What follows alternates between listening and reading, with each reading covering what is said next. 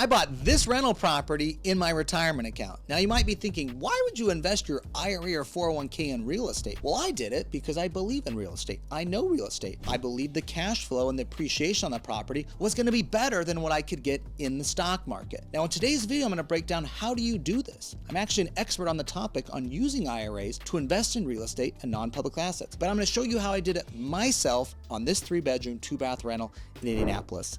Let's get started. All right, now let's go back in time to 2017 when I did this property myself. Now, the first thing you need to understand is when you're buying real estate with an IRA, you need what's called a self-directed IRA. Most people's IRA funds are at broker dealers. You're at Fidelity, you're at TD Ameritrade, at Merrill Lynch. Okay, those are broker dealers. When you have an IRA there, they let you invest in broker dealer product, stocks, bonds, mutual funds, ETFs. You can use your IRA funds to buy real estate, even a single family rental like I did, but you can't do it with a broker dealer IRA because they sell broker dealer product. Okay, so what you'll need to do is move to what's called a self-directed IRA. In my company, Directed IRA, that's what we do every day. We have over 20,000 accounts for clients who use their IRA to invest in privately traded assets. This could be real estate, private notes, crypto, precious metals, private funds, startups, small businesses. These are all assets your IRA can own. Now, real estate is the most popular asset people use a self-directed IRA with. So what you need to do is transfer funds. Let's say you have $200,000 at a Fidelity IRA and you want to buy a rental property. Well, you could transfer that $200,000 at the Fidelity IRA over to a directed IRA account. This could be a traditional IRA with us, a Roth IRA, a SEP IRA. Okay, it doesn't matter the account type. We do all of those different account types. The difference at directed IRA or any self-directed IRA custodian is we'll let you invest in real estate. Okay, you don't have to go invest in the stock market. You can with us, but most people come to us because they want to invest in real estate, buy a rental property like I'm going to show you here. Okay, so step one was you've got to open up the self-directed IRA, get your money out of the Wall Street IRA that's beholden to Wall Street and Wall Street products, and you roll over to the self-directed IRA. Now this could be an old employer 401k, this could be an existing IRA, it could be a partial amount. You can stay in the market, you can invest some of it in a private asset. It's up to you. You can do the whole thing. Okay, this is your choice because you're now in control of your account with a self-directed IRA. All right, so we got the right account type. Now when you're going out, you're going to go make an offer to purchase the property, but you're not buying the property. Your IRA is. So your IRA is going to make the offer to purchase the property. This is going to happen through your IRA custodian. All right, they're going to help send the money over for the earnest money. Then you're going to close on the property. This is going to all happen in your retirement account. There's a strategy called an IRA LLC, which is what I used in this example here. So what happens is let's say you go from brokerage IRA. Let's just break down the steps here. And let's say you move 200K. I'm going to get into my specific example here in a second. I just want to illustrate. You're going to move 200,000 from your brokerage IRA over to your directed IRA account. Okay, this is directed IRA. And let's say it's a traditional IRA. You had a traditional IRA over at Fidelity. Now there's $200,000 sitting in your account. Now let's say you want to buy real estate. What a lot of real estate investors do, and what I did in my example, is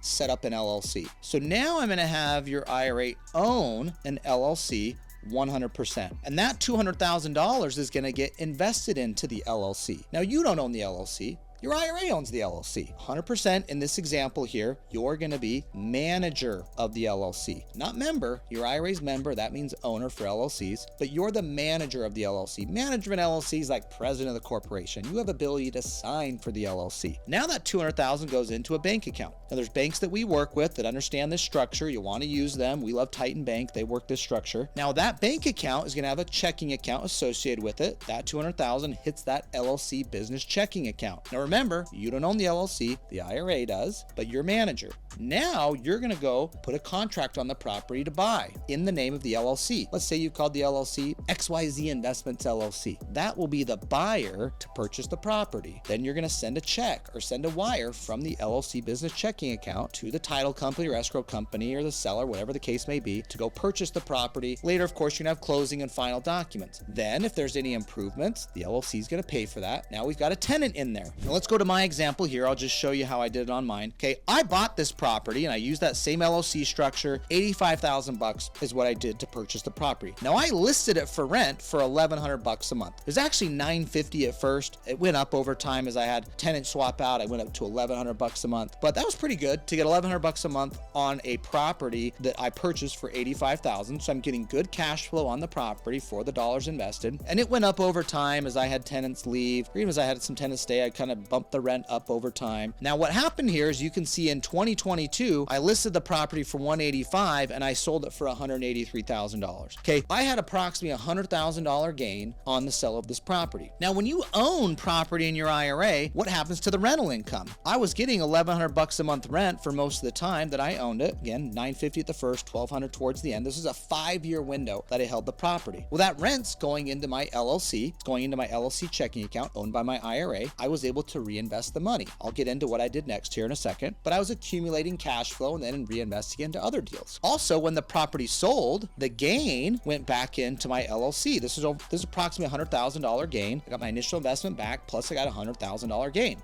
That was not taxable. The cash flow of the rental income, the gain when I sold the property, did not go on my 1040. I did not pay a 20% long-term capital gain rate. I got to keep every penny of that. That went back into my LLC to go make new investments. Now, as I was accumulating cash flow and as I sold the property later, what I was doing with the additional funds is I was private money lending to other people's real estate deals, getting 12% interest in 2 points, which is what I do now. But the principle here is I can own anything as long as it qualifies under IRA rules. Real estate held for investment purposes, whether this is a rental property, it could be land you buy and hold, you could be doing short-term rental, long-term rental, doesn't matter. As long as it's held for investment, that can be an asset your IRA can own. You can use the LLC structure here, which many use, to get convenience of a checking account. You also get liability protection. If a tenant slips and falls, they have to sue the LLC. They can't sue your IRA or you personally. So as you can see, there's a few moving parts to this. So I don't want to overcomplicate this, but I want you to understand the big picture principle.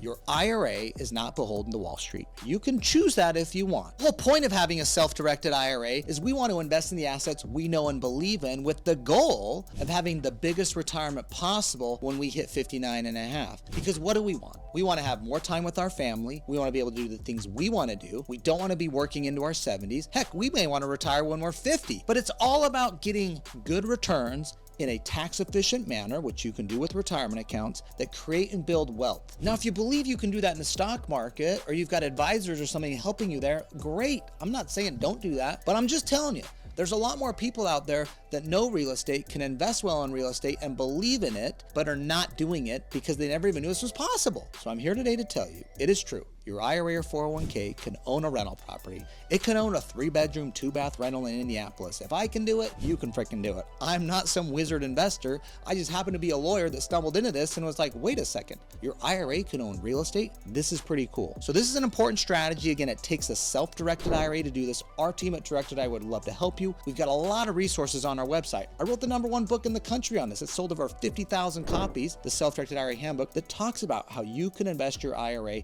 in private assets. You don't have to be fully invested in the stock market. Real estate is the most popular asset people invest in with the Self-Directed IRA. Now, our team is here to help as well. You can book a call with our team at directedira.com. We'll help you open up the account, transfer over the funds. Now, it's up to you to find the good real estate deals. We're not selling investments. I'm not putting you in anything. That's your job. Again, if this is for you, please get over to directedira.com. We want to help you learn more, get educated on the topic so that you can take control of your retirement.